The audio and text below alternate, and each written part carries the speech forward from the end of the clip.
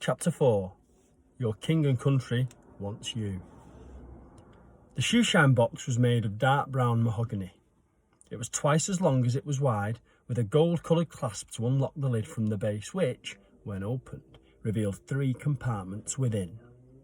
The first contained 2 horsehair brushes, one black, one brown, with corrugated grips on the handles. The second revealed a set of 4 grey shining cloths and a pair of sponge daubers. The third held 2 tins of polish, which had been almost full when Alfie found the box. Carved into the side was the word Hulsknecht and an emblem that displayed an eagle soaring above a mountain, wild-eyed and dangerous. Secured to the underside of the lid was a footrest that could be taken out and attached to the top of the sealed box through a pair of thin grooves etched into the side. This was where a customer laid his foot when he was having his shoes shined. When Alfie first brought the box back to his own bedroom, he had stared at it for a long time, running his fingers across the elegant woodwork and taking careful sniffs of the polish, which sent an irritating tickle up his nose. He had seen boxes like this before, of course, although none as beautifully designed and well cared for as Mr. Janacek's. A few days after signing up, his father had taken him to King's Cross. He'd said they were going there to look at the trains, but that wasn't the real reason. And Alfie had seen Leonard Hopkins from number 2 shining shoes in a corner by the ticket counter and charging a penny a shine. It seemed to take him a long time to finish each shoe, though, for every time a pretty girl walked by, Leonard's eyes followed her as if he had become hypnotised, and only when his customer tapped him on the head did he turn back again.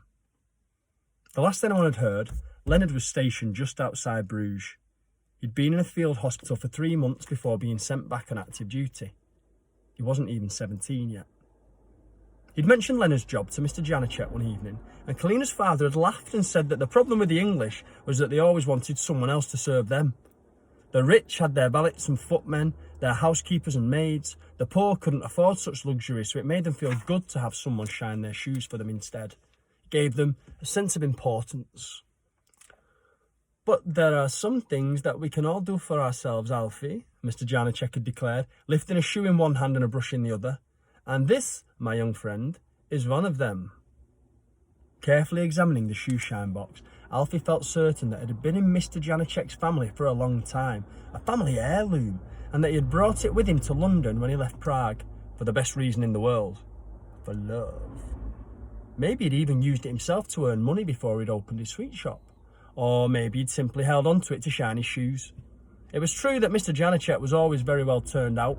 He was famous on Damley Road for his dapper appearance. "Oh, it's his European blood," Margie said to Mrs. Milchin and Mrs. Welton one afternoon when she was finishing some ironing for Mrs. Gordley Smith, who lived in one of the posh houses just off Henley Square and whose washing Margie started to take in for a 2pence a load. "Every basket I get through, Alfie, is another tea on the table for us." On the continent, men take pride in their appearance. "Oh, if I was 20 years younger and Fred was looking the other way," said Mrs. Welton with a laugh, and Mrs. Milchin shook her head and pulled a face like she'd just drunk a mouthful of sour milk. "I don't like to see a man so tidy," she said. "If you ask me, that Mr. Janacek is not to be trusted." But then Mrs. Milchin had taken against him long ago on account of his accent. That was just who she was. She didn't like foreigners. Alfie didn't like to think that he was stealing the shoeshine box. He preferred to think of it as borrowing. He knew that stealing was a bad thing. David Candlemas from number 13 had nearly gone to jail for stealing coal from the shed at the back of the Scutworth house, a scandal that had set Damley Road aflame for weeks. But he was sure that Mr. Janacek would approve of what he was doing, and he promised himself that he would return it when the war was over and Kalina and her father finally returned to number 6. If that day ever came.